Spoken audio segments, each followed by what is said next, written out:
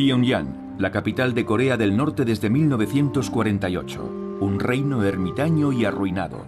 Una dinastía aislada del mundo y de Internet. El último bastión comunista, dotado del cuarto mayor ejército del mundo. Los clichés no escasean en esta Corea.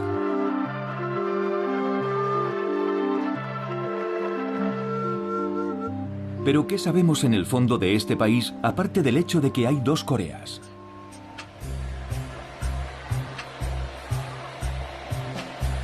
Seúl, la capital de Corea del Sur desde 1948. Una sociedad civil palpitante. Un capitalismo arrollador. La 13ª economía del mundo. Un país donde cada niño tiene su teléfono Samsung y su gorra de béisbol. De nuevo, estereotipos. ¿Cómo contar la historia de Corea cuando hay dos historias? Dos países con nombres diferentes. Dos estados con banderas incompatibles y con sociedades enfrentadas, separadas tras 60 años de conflictos.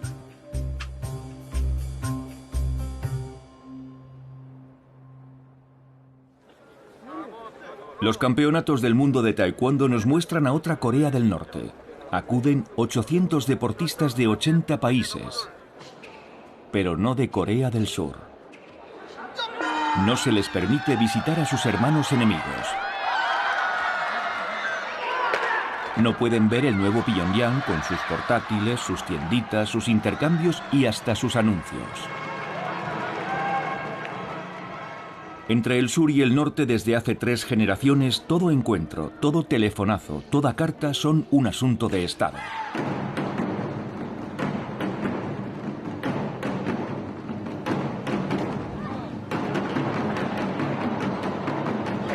También en Corea del Sur el taekwondo es el deporte nacional, igual que el fútbol en Brasil. Vienen atletas de todo el mundo, salvo de Corea del Norte.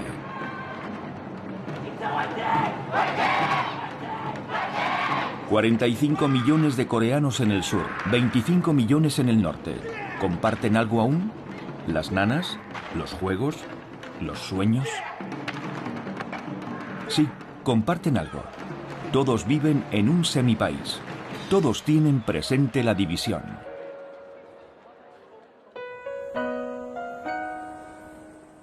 Desde 1945, la ultramilitarizada zona desmilitarizada, la DMZ, separa a la nación coreana como una inmensa herida de guerra.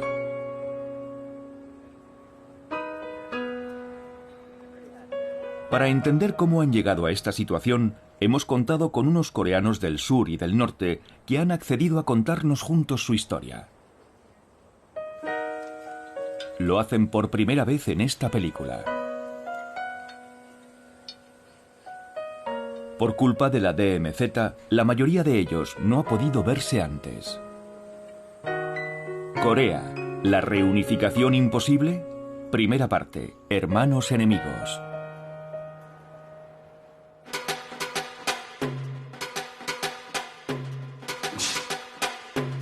En el taekwondo cada movimiento tiene un significado. Este se conoce como Dangun. Dangun fue el primer coreano. Cuenta la leyenda que nació hace 5000 años del apareamiento entre un hijo del cielo y una osa convertida en mujer. Este mito fundamenta la idea de una nación coreana unida. En Corea del Sur, el día del nacimiento de Dangun fue durante mucho tiempo festivo.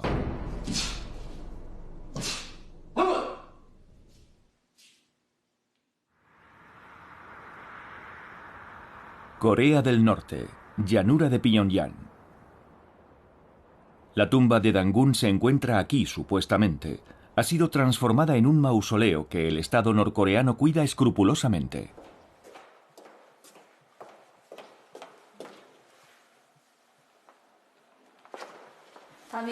Aquí tenemos la caja que contiene el espíritu de Dangun.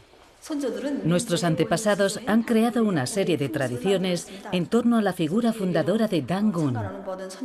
Todos los visitantes que vienen aquí se dan cuenta de que somos un mismo pueblo, que desciende de Dangun y que ha de reunificarse. Hablamos el mismo idioma, habitamos el mismo territorio. Son cosas que dan que pensar.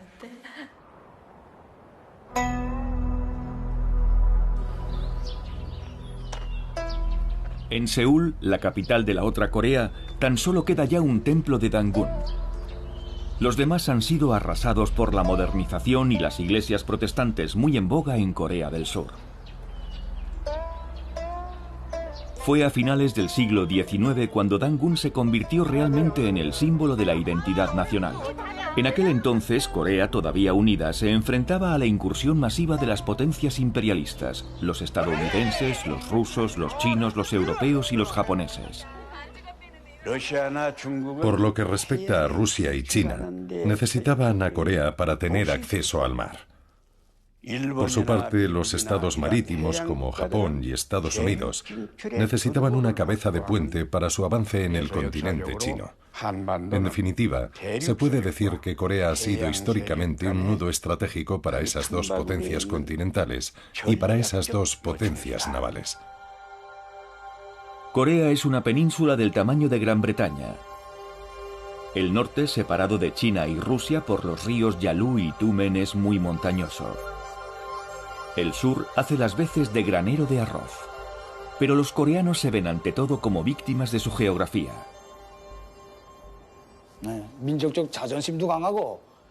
Sí, nuestra nación tiene un sentido exacerbado de la dignidad y el orgullo nacionales.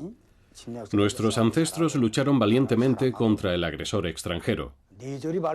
Eran patriotas, corteses y sabios. Pero si algo era particularmente importante era su unicidad. Aunque hayamos sido invadidos numerosas veces por agresores extranjeros, nuestra nación ha permanecido virgen de toda influencia extranjera durante mucho tiempo.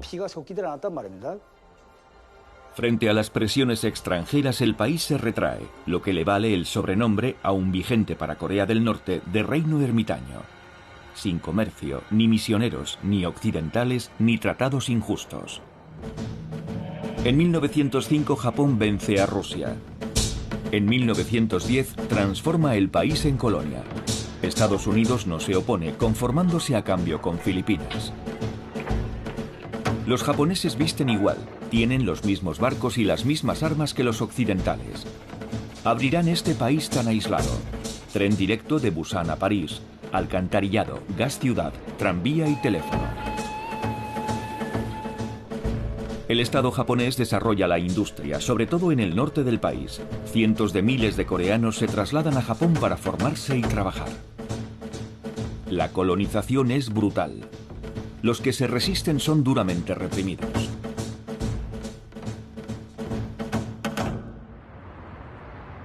El ayuntamiento de Seúl es uno de los principales vestigios de la ocupación japonesa. Por aquel entonces, Seúl es la ciudad más grande del país. La segunda es Pyongyang. Bajo la colonización japonesa, Seúl se modernizó por la fuerza. No fue un proceso natural. No hubo una transición orgánica. Fue algo impuesto. Seúl no pudo tener un crecimiento equilibrado, y es una lástima. Lo que recuerdan hoy los coreanos es la voluntad por parte de Japón de aniquilar su identidad.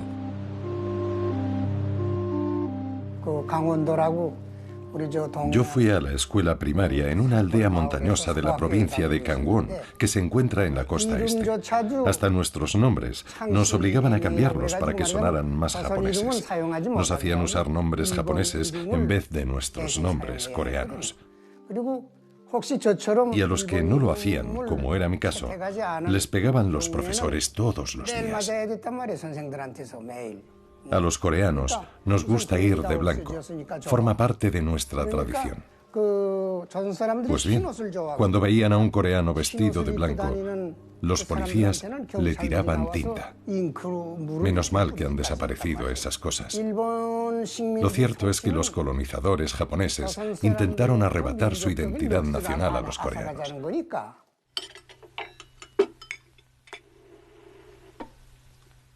La colonización provoca una división entre los coreanos. El Japón colonial busca la complicidad de los grandes terratenientes. En reacción contra ello, otros coreanos se rebelan. Así lo muestra el primer largometraje de ficción norcoreano de la posguerra. Es un caldo de cultivo revolucionario. 개만도 못한 것들이야. 개도 사흘을 치면 주인을 알아본다는데 그런 새끼들이 건방지게 마음은 살아가지고 치기라.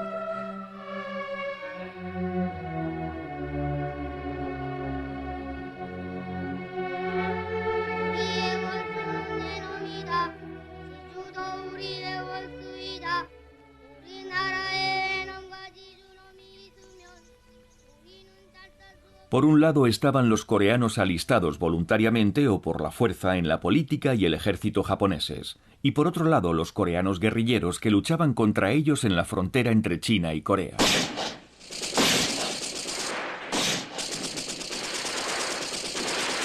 Uno de los resistentes más conocidos se llama Kim Il-sung.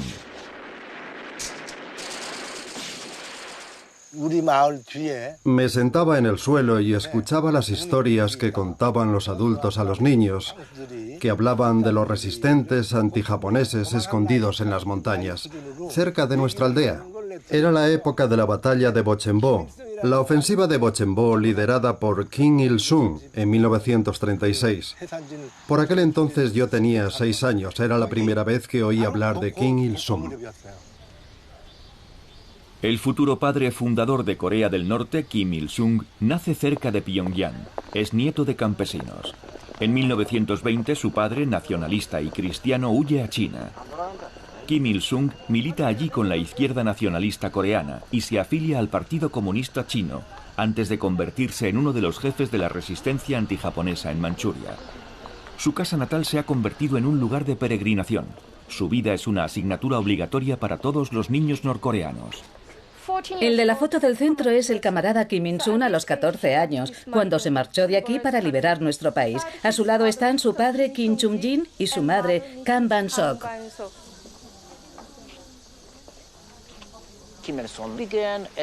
Kim Il-sung empezó siendo comunista, pero a menudo en el este asiático el comunismo no se veía como una forma de resolver los problemas sociales, sino de conquistar la independencia nacional. La idea era crear un Estado fuerte, poderoso, no tener que depender de nadie. Así que en el este asiático y en Corea el comunismo era una doctrina de corte muy nacionalista. No es solo la casa de nuestro camarada Kim Il-sung, es la casa de nuestro pueblo, la cuna de nuestra revolución.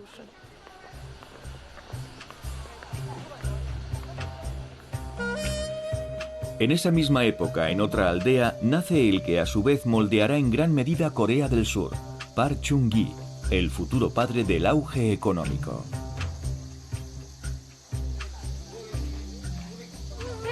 Nació en esta casa en 1917. Era el menor de 5 hermanos y 2 hermanas. Estudió aquí, hasta que a los 20 años se hizo maestro. Park Chung-gi empieza siendo maestro, ataviado con el uniforme y el sable japoneses. Pobre pero ambicioso, aprovecha la oportunidad cuando Japón ataca a China. En 1937 es ascendido a oficial imperial en Manchuria. Park Chung-gi y Kim Il-sung tienen unas vidas paralelas muy interesantes. Park Chung-gi también fue a Manchuria, pero en unas circunstancias muy diferentes. Se convirtió en oficial del ejército imperial japonés. Por lo tanto, y pese a que los dos proceden del mismo entorno, de algún modo, Kim Il-sung y Park Chung-gi acaban situándose en bandos opuestos en la lucha entre colonialistas y anticolonialistas. No hay pruebas de que hayan llegado a combatir uno contra otro, ni siquiera de que hayan estado en Manchuria en el mismo momento. Pero está claro que Kim Il-sung consideraba como sus enemigos a quienes, al igual que Park Chung-gi, colaboraban con los militares japoneses.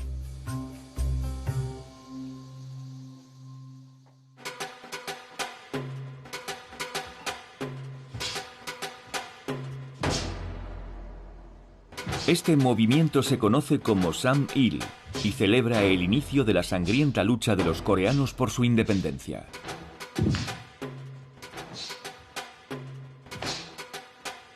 Entre 1937 y 1945, la Guerra del Pacífico acentúa la fractura entre los coreanos. Pero cuando Japón es derrotado, Corea espera recobrar al fin la libertad.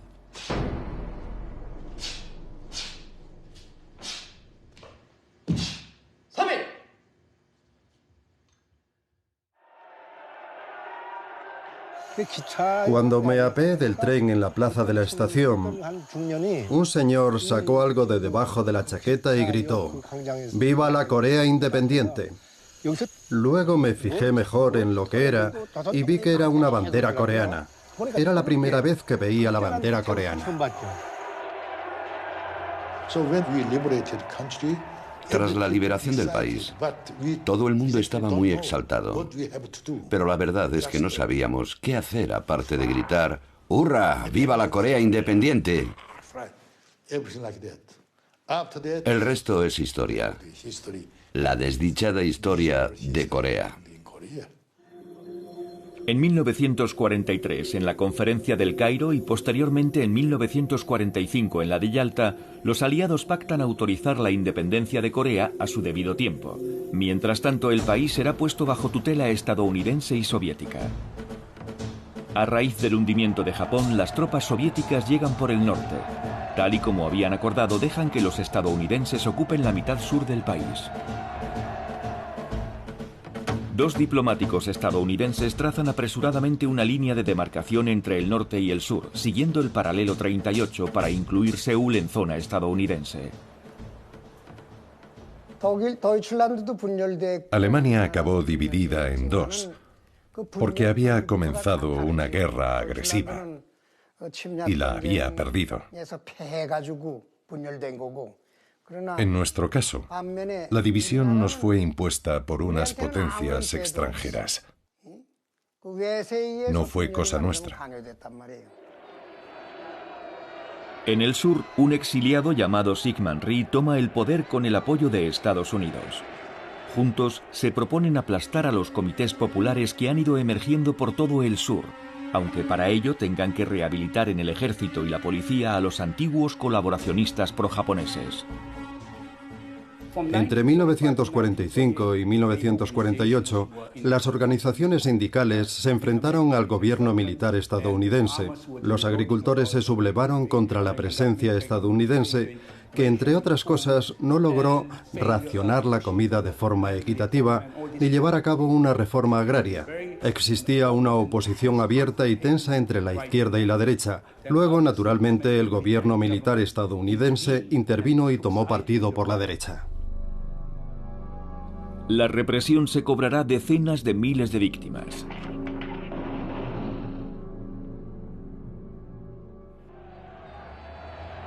Tras volver a Corea junto con los soviéticos, Kim Il-sung, a sus 33 años, no tarda en asentar su poder en el norte. Los que él considera enemigos de la revolución son liquidados o huyen al sur. Las primeras reformas son muy populares. Durante los 3 primeros años, tomó muchas medidas. La reforma agraria, la nacionalización de la industria, la igualdad entre los sexos, la abolición del analfabetismo, muchas cosas. Me acuerdo sobre todo de los aldeanos de todas las edades y de ambos sexos que venían todas las noches a mi casa para aprender juntos a leer y escribir. Eso se me ha quedado grabado a fuego en la memoria. El 15 de agosto de 1948, Syngman Rhee, recién elegido presidente, proclama la República de Corea. A su lado, el general estadounidense MacArthur. 3 semanas más tarde, Kim Il-sung proclama la República Popular Democrática de Corea, reconocida por el bloque comunista. Las dos grandes potencias modelaron cada una su propio estado, pero el control soviético sobre el norte era considerablemente más estricto que el control estadounidense sobre el sur.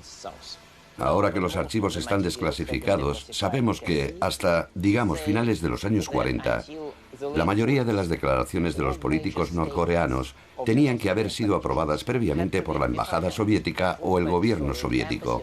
La constitución norcoreana fue corregida personalmente por el propio Stalin.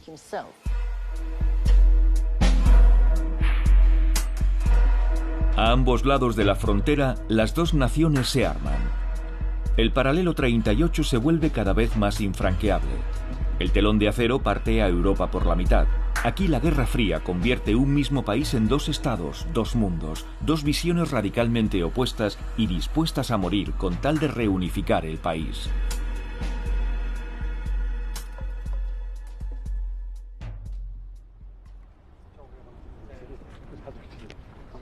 La Guerra de Corea comienza el 15 de junio de 1950. Para los coreanos del norte, el responsable de la guerra es Estados Unidos. Tras hacerse con el control del sur, el ejército estadounidense habría decidido invadir el norte para luego expulsar a Mao y a los comunistas que han conquistado China.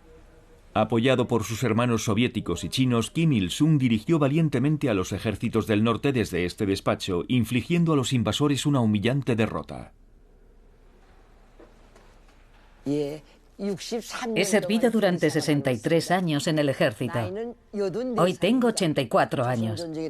La Guerra de Corea fue provocada por los imperialistas estadounidenses, pero nuestro pueblo luchó por la reunificación.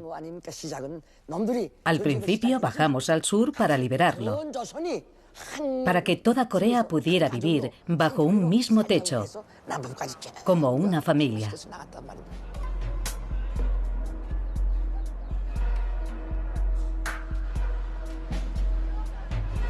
En Corea del Sur, el imponente memorial de la guerra cuenta la otra versión de esta historia. El 25 de junio de 1950, tras obtener por fin el permiso de Stalin y Mao, Kim Il-sung ataca al sur para imponer una reunificación por las armas bajo un régimen comunista. Todo empezó como una guerra civil, de eso estoy seguro. Tanto el norte como el sur se habían estado preparando para la guerra. Pero el norte resultó estar mejor preparado y atacó primero para tomar el poder y reunificar el país.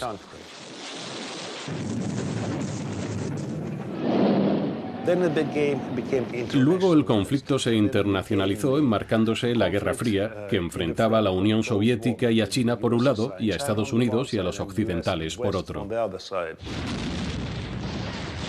Durante el verano de 1950, casi toda Corea del Sur se ve invadida por los llamados rojos, salvo la región de Busan en el suroeste.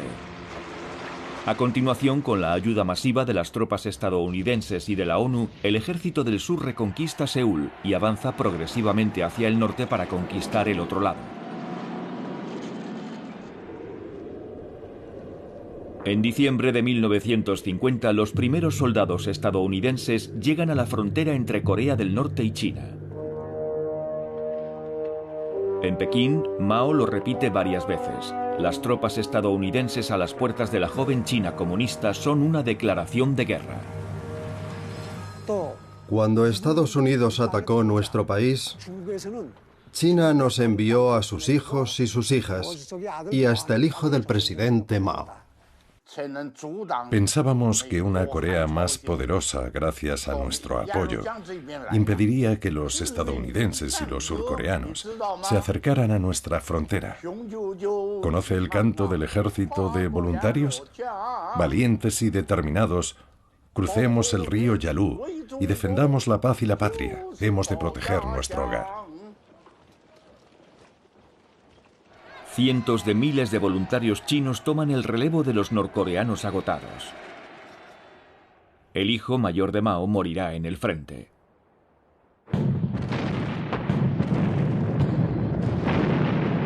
La retirada de los estadounidenses se convierte en una catástrofe. Los soldados estadounidenses que no se ven sumergidos por las oleadas de soldados chinos se congelan.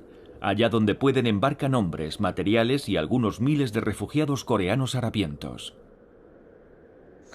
El puerto estaba atestado por la aglomeración de Wonsan y no podía subir todo el mundo a bordo. Yo, como estaba solo, pude subir al barco. Pensé que volvería a casa en una semana. Me llevé solo un libro. No nos íbamos por una cuestión de libertad, era por pura supervivencia. Decían que si nos quedábamos, pronto estaríamos muertos o nos tirarían una bomba atómica. En medio de ese caos aparece por primera vez en Corea el arma nuclear.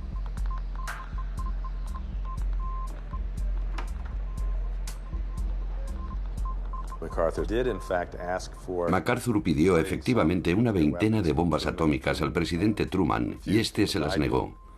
Es una de las razones, no la única, que conducirán al cese de MacArthur en abril de 1951. Para MacArthur, esas 26 bombas atómicas permitirían consolidar la frontera chino-coreana.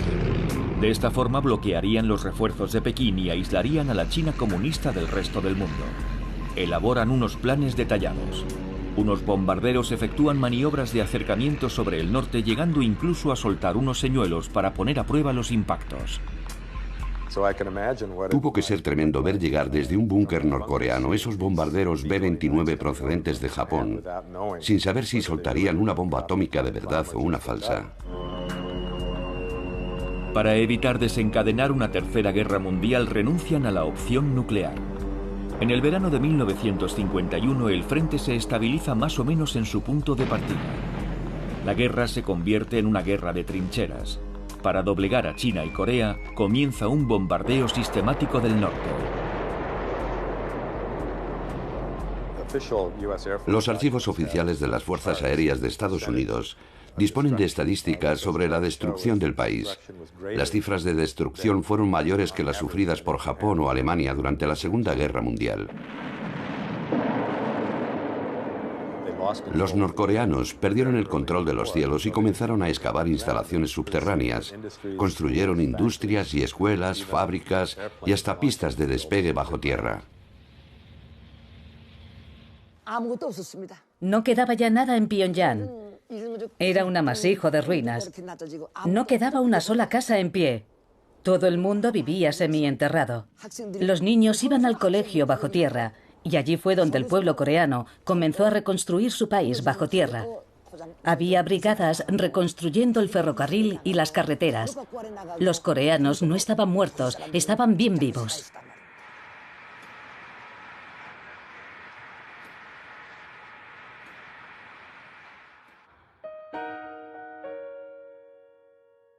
Corea del Sur está igual de devastada.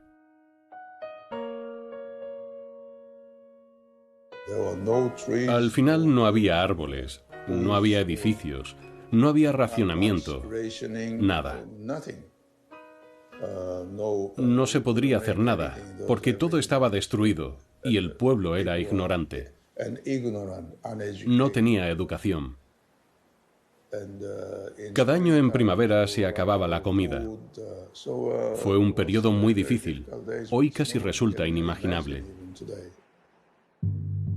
En 1953 muere Stalin. La Guerra Fría relaja el cerco. Corea del Norte, China y en nombre de Corea del Sur y la ONU, Estados Unidos, firman un armisticio que no tratado de paz. Jurídicamente, la guerra aún no ha terminado.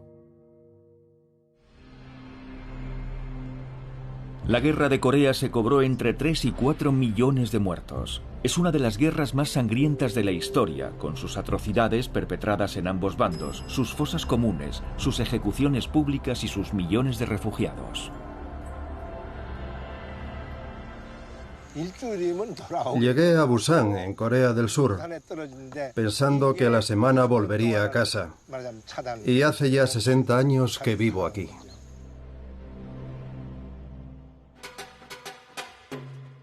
Este movimiento se conoce como Juche y es la ideología política de Corea del Norte, que asegura que los coreanos son autónomos y como tales son los amos de su propio destino. La nación toma cuerpo de forma natural en su líder supremo. Esa mezcla de autosuficiencia y autodefensa muy diferente del marxismo ortodoxo resuena profundamente en la mentalidad coreana. En el sur, la ideología Juche está terminantemente prohibida, pero sus dirigentes buscan también una vía nacional autónoma. Pyongyang hoy encarna el entusiasmo de un pueblo que se ha puesto manos a la obra. La ciudad, en plena reconstrucción, sigue creciendo. Se construyen nuevas escuelas para los niños. Tras la guerra, Corea es uno de los países más pobres del mundo. En el norte, los grandes valedores del régimen, la Unión Soviética y China, promueven una rápida reconstrucción. El norte era un paraíso para los pobres. Era un mundo hecho para el pueblo. El sur, en cambio, era una tierra de terratenientes y capitalistas. Por eso los pobres, como mi padre, prefirieron venir al norte. Había nacido en una familia de pescadores pobres. No tenían empleo fijo. Luego, durante la guerra, se alistó en el ejército voluntario. Luchó en el frente y luego se fue a la universidad. Se casó con una profesora y tuvieron a su primer hijo, que soy yo. En aquel entonces, nuestro gran líder dio instrucciones para refundar el país. Los que tuvieran dinero tenían que dar dinero. Los que dominaran una técnica o tuvieran fuerza física tenían que ponerlas al servicio de todos. Esas fueron sus instrucciones para reconstruir el país. Las seguimos y el resultado fue realmente extraordinario. El todopoderoso Partido de los Trabajadores de Corea ordena la colectivización de la agricultura, del artesanado y de la mayoría de las pymes.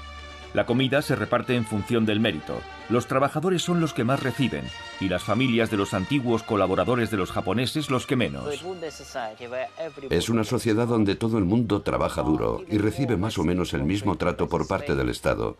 Básicamente, comida gratuita, sanidad gratuita, educación gratuita, vivienda gratuita. Hay unos oficiales que lo saben todo y sobre todo está el gran líder, que es un genio que lo sabe todo y que fundamentalmente es un dios y está al mando de una sociedad maravillosa. Estos principios casaron muy bien con la mentalidad de los coreanos y durante mucho tiempo el proyecto norcoreano fue más popular que el surcoreano. Era atractivo porque era una utopía agrícola, un paraíso para campesinos. Rusia proporciona las fábricas y China la mano de obra y los materiales. Alemania Oriental reconstruye una ciudad entera y Checoslovaquia ofrece autobuses. Todos se vuelcan con Corea, que no deja de ser un escaparate del socialismo. Estados Unidos había dicho que no seríamos capaces de reconstruir nuestro país en menos de 100 años. Pero ya desde el final de la guerra, nuestro pueblo unido ha sido capaz de reconstruir nuestra ciudad en 10 años, partiendo de un proyecto previo. Naturalmente, desde un principio, Corea del Norte adoptó el modelo estalinista, muy represivo, que no toleraba la menor crítica. Pero creo que en Corea del Norte sí existía un espíritu colectivo que, en gran medida, era auténtico. También ayudó el hecho de que gran parte de la industria colonial se encontrara en el norte del país. Aunque en términos absolutos Corea del Sur recibió mucha más ayuda económica que Corea del Norte, Corea del Sur no supo sacarle tanto partido a esa ayuda. Corea del Norte sí supo hacerlo, y a finales de los años 50 vivió una especie de milagro económico. Posiblemente tuviera la mayor tasa de crecimiento industrial del mundo. Hoy Seúl ha recobrado casi su rango entre las capitales nacionales del mundo. Allá donde antes se agazapaban los francotiradores, hoy las amas de casa de Seúl hacen la compra tranquilamente. Pero queda aún mucho por hacer para que renazca completamente Corea, empezando por Seúl. Sigue habiendo más de 1 millón de sin techo y cerca de 100.000 huérfanos a cargo del Estado.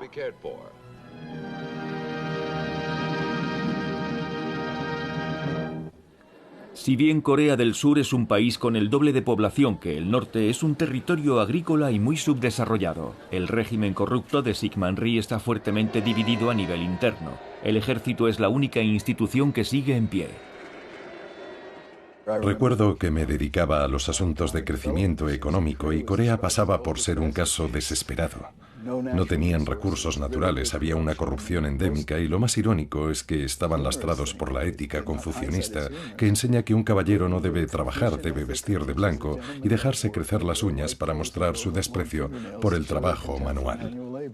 Esa era la visión del mundo de Corea hace apenas 50 años, así que a Corea del Sur le llevó su tiempo darnos un atisbo de esperanza.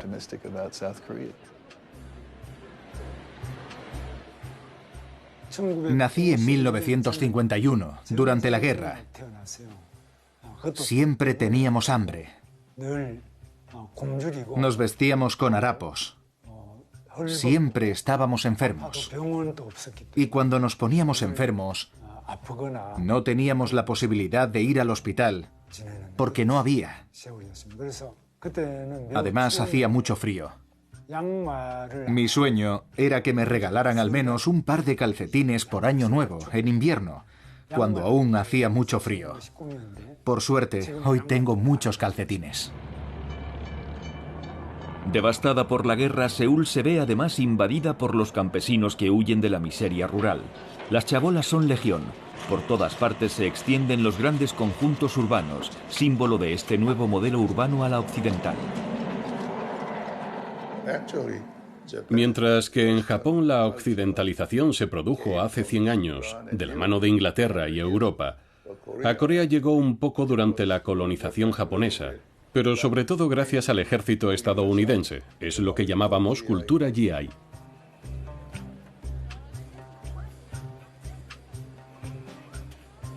Los que sí creen en su país son los primeros emprendedores surcoreanos. Hyundai, que significa moderno, comienza a hacer fortuna aprovisionando al ejército estadounidense. El Estado firma contratos de reconstrucción. La mano de obra de las zonas rurales está dispuesta a trabajar los 7 días de la semana siempre y cuando se le dé de comer. En 1960, unas manifestaciones estudiantiles masivas derrocan a Syngman Rhee. Durante unos breves instantes se impone un amago de democracia. Pero un año más tarde, un general casi desconocido, Park Chung-gi, da al traste con ese movimiento, temeroso de que Kim Il-sung aproveche la situación. La junta militar en el poder habla de revolución, quiere industrializar el país a marchas forzadas. Relanzar la economía supone la capacidad de defenderse en futuros conflictos. Cuando se produjo nuestra revolución militar, el presidente Park Chung-gi era un general de 2 estrellas. Lo conocí muy bien. Era muy rígido, muy frugal, muy patriótico. Ya no existen hombres como él. Todo giraba en torno a la rivalidad con Corea del Norte. Teníamos un ejército de 600.000 hombres y por aquel entonces había muchas divisiones estadounidenses en el país. Había que defender nuestro país porque no se sabía lo que podía pasar. Todo lo hacíamos pensando en Corea del Norte.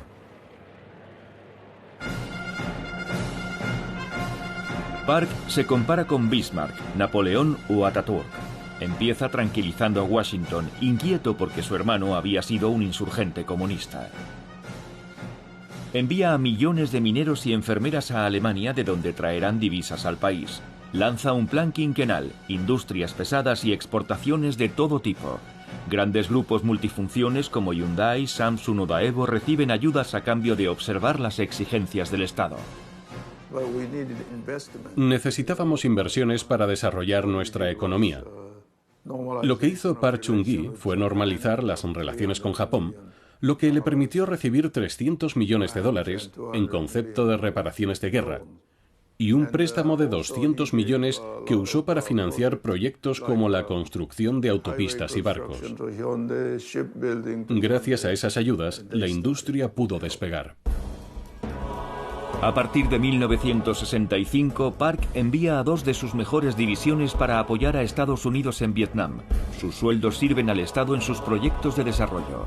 Ello también permite garantizar el apoyo de Washington en la zona desmilitarizada.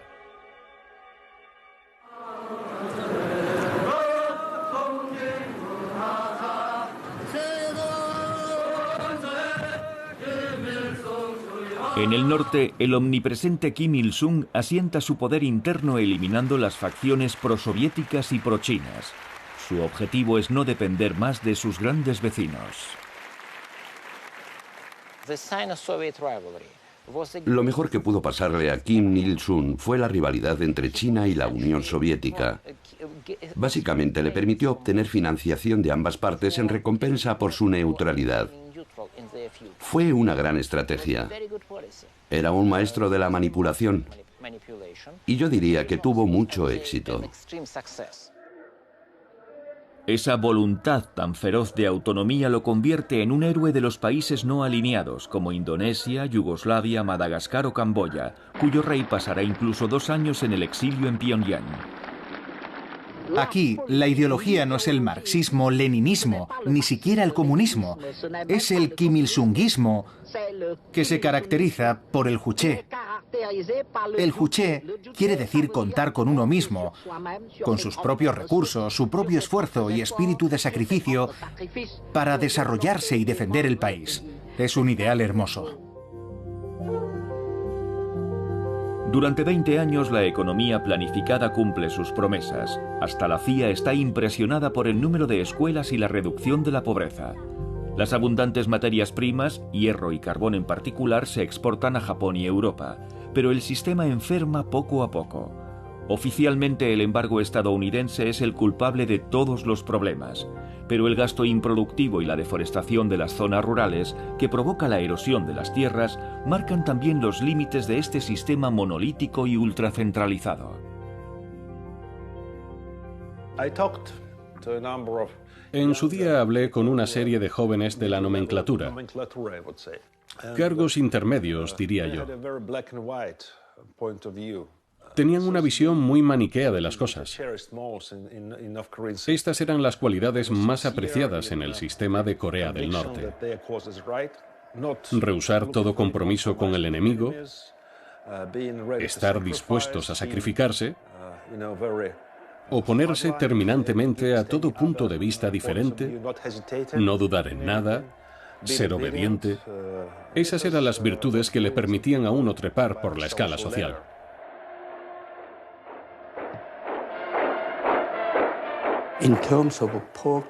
En términos de renta per cápita, Corea del Norte siempre fue más rica que Corea del Sur hasta 1975. En 1975, tanto Corea del Norte como Corea del Sur alcanzamos la misma renta per cápita de unos $500. Por aquel entonces era una fortuna en Corea. Por aquel entonces, Corea del Sur se abre al resto del mundo. A raíz del primer choque petrolero, los grandes grupos industriales se lanzan a la exportación masiva de acero, barcos y coches, así como de mano de obra dócil y cualificada. Hyundai envía a 160.000 trabajadores a Oriente Próximo. Su labor le reporta hasta $10 millones al año. Las tasas de crecimiento se disparan. Este se convertirá en el modelo coreano del sur esta vez.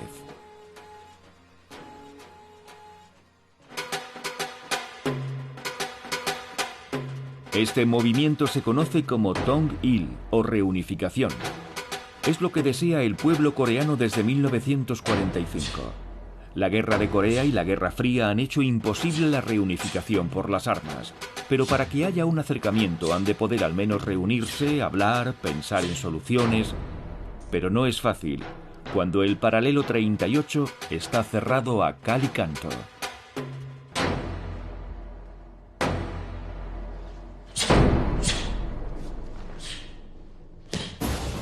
Entre 1953 y finales de los años 60, el conflicto en Corea amenaza con resucitar en todo momento. Abundan las escaramuzas, hay espías en todas partes. En 1968 se teme incluso una extensión de la guerra de Vietnam. Su comando norcoreano enviado para asesinar a Park Chung-hee llega hasta el Palacio Presidencial de Seúl.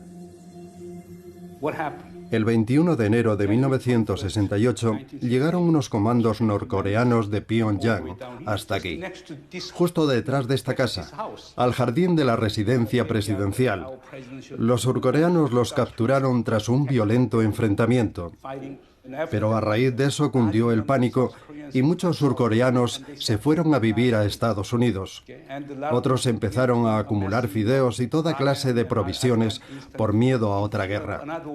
Sin duda, la inseguridad era inseparable del modo de vida coreano en los años 70. De los 31 miembros del comando, 30 fueron abatidos o se suicidaron antes de ser capturados. 2 días más tarde, el barco espía estadounidense Pueblo es interceptado por la flota norcoreana. Una captura humillante que para Corea del Norte será la gran proeza de la Guerra Fría. Los estadounidenses estaban tratando de ocupar nuevamente nuestro país y por ello habían enviado un barco espía, el Pueblo, pero fue capturado por nuestra heroica marina. Al cabo de un año liberamos a la tripulación del barco, lo que significa que el asunto del barco Pueblo estuvo en el corazón de la actualidad durante todo ese año. Era mi primer año de servicio militar. Todas estas escenas fueron filmadas en aquella época. Se encuentran en nuestros archivos. Entre los soldados a los que liberaron había uno que temía que los volvieran a detener. No paraba de mirar hacia atrás y todo el mundo se reía de él. La liberación tuvo muchas escenas de este tipo.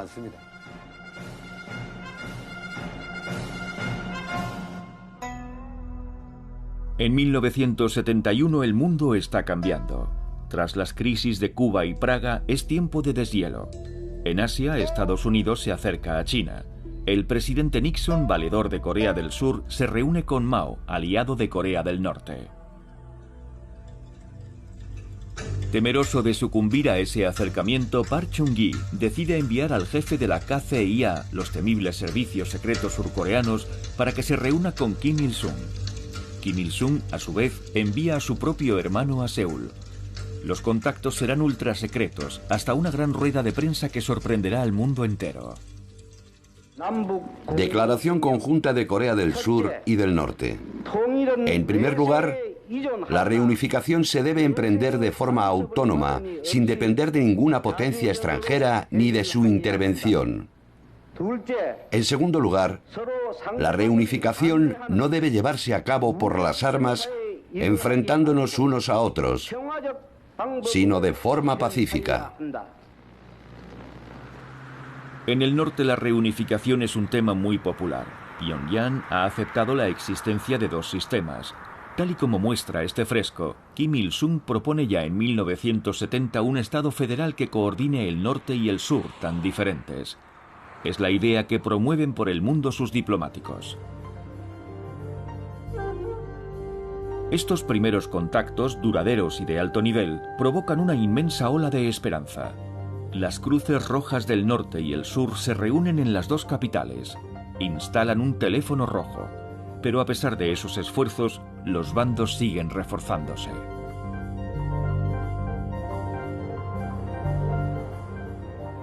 En 1973, la CIA nombra a un nuevo jefe de estación en Seúl. Su contacto local era el brazo derecho de Park Chung-hee, el propio Lee Ju-rak. Le llamé y le pregunté qué sentía uno al sentarse delante de su enemigo jurado. Y me dijo, es un hombre muy fuerte, un tipo de armas tomar. Se mostró muy positivo. Lee Ju-rak vio como algo positivo el control que ejercía sobre su pueblo Kim Il-sung. Volvió a reunirse con Park Chung-hee y le dijo, si queremos hablar con ellos en igualdad, vamos a tener que imponer un control similar aquí. Lee Ju-rak sacó la peor conclusión posible de su reunión con Kim Il-sung. Park Chung-hee aprovecha para promulgar una nueva constitución hecha a su medida. Se declara presidente vitalicio y refuerza la represión. En aquellos años, entre 1970 y 1971, fui arrestado por la policía. Me encerraron en un correccional de menores. Personalmente, he conocido todas las cámaras de tortura habidas y por haber. Las del ejército, las de los servicios secretos, las del Servicio de Inteligencia Nacional de Corea del Sur, las de la policía e incluso una cámara secreta de tortura.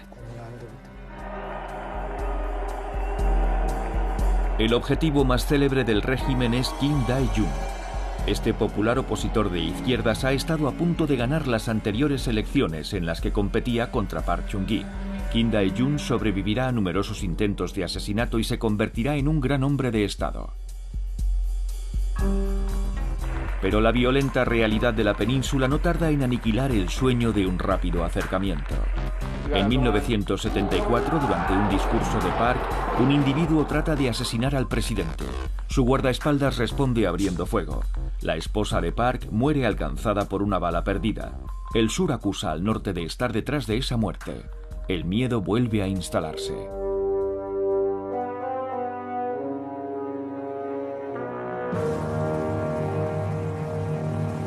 En el ámbito internacional, los estadounidenses han perdido la guerra de Vietnam. ¿Quién sabe si se decidirán un día a retirar los misiles nucleares desplegados en 1958 en Corea del Sur? Park Chung-hee decide dotar a su país de la bomba atómica. Teníamos informes sobre unos surcoreanos que estaban negociando la adquisición de una planta de reprocesamiento nuclear a los franceses, capaz de transformar el combustible del reactor en plutonio de grado militar. Naturalmente, los coreanos nos decían que no era para fabricar armas, sino para su uso civil y otras patrañas. Así que nos pusimos en contacto con el gobierno francés y les dijimos: miren, tenemos a 40.000 soldados jugándose la vida en la península de Corea. Hagan el favor de no desestabilizar más las cosas. Y cancelaron el contrato.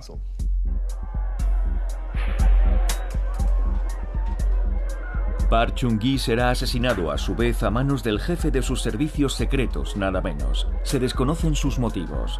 La muchedumbre llora a quien la ayudara a salir de la miseria.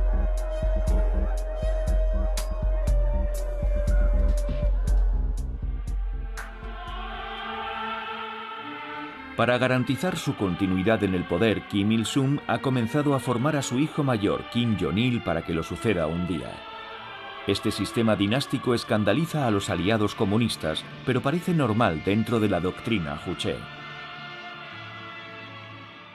En 1985, las primeras reuniones entre familias separadas desde la Guerra de Corea marcan un pequeño avance.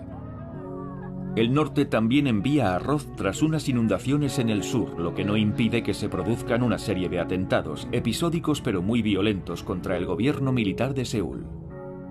Globalmente el norte parece estable, lo que cambia es el resto del mundo. Tras su primera reunión con Gorbachov, creo que en octubre de 1986, Kim Il-sung volvió a Corea firmemente convencido de que la cosa no iba por buen camino. Se sentía solo y tenía la suficiente experiencia como para entender que no habría nadie para defenderlo una vez cambiase el sistema socialista.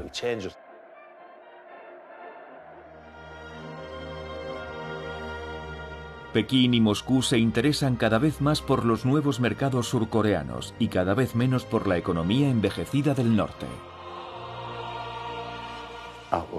Voy a contarles una historia real. Mao había regalado unos cazas MiG-25 a Corea del Norte. Al cabo de un tiempo, había que hacer una revisión general de los aparatos. Pero en aquel entonces, China ya se había convertido a la economía liberal. Así que la fábrica china les dijo: de acuerdo, lo haremos, pero ¿quién nos va a pagar? Corea del Norte contestó: si nos regalaron los aviones, ¿por qué tenemos que pagar la revisión? ¿Es que ya no somos hermanos? Le enviaron un informe a Deng. ¿Y a que no saben qué les contestó Deng? Ahora también vendemos armas. Tenemos que hacer negocios. Los norcoreanos se enfadaron mucho. Paralelamente, en el sur, el ejército cede por fin tras 10 años de protestas, masacres y manifestaciones. En 1987, Seúl celebra sus primeras elecciones presidenciales libres. Al año siguiente, la nación vive los Juegos Olímpicos como la consagración de esa apertura. Aquellos Juegos Olímpicos dieron a los coreanos un sentimiento de orgullo. Les permitieron darse cuenta de lo que habían logrado y lo que podrían volver a hacer. Se habían abierto al exterior. Los Juegos Olímpicos de Seúl fueron muy importantes. Ningún otro país socialista observó el boicot exigido por el norte, salvo Cuba. El equilibrio de la Guerra Fría se está modificando, pero la Corea unida sigue siendo un sueño remoto. En otras partes del mundo, hasta en Europa, la Guerra Fría se acabó en ese momento, pero en la península coreana sigue en pie.